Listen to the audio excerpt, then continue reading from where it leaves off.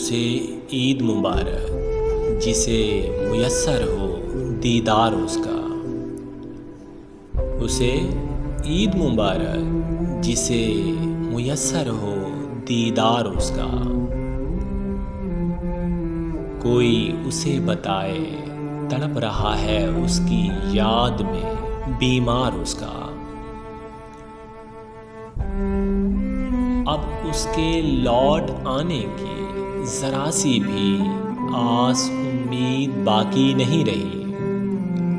अब उसके लौट आने की ज़रा सी भी आस उम्मीद बाकी नहीं रही। फिर भी इन बेकरार आँखों को रहता है फ़कत इंतज़ार उसका। बहुत चाहा कि खुरच डालूं उसे अपने दिल के हर कोने से। बहुत चाहा कि खुरच डालूं उसे अपने दिल के हर कोने से, मगर कमबख्त हटता ही नहीं दिमाग से खुमार उसका।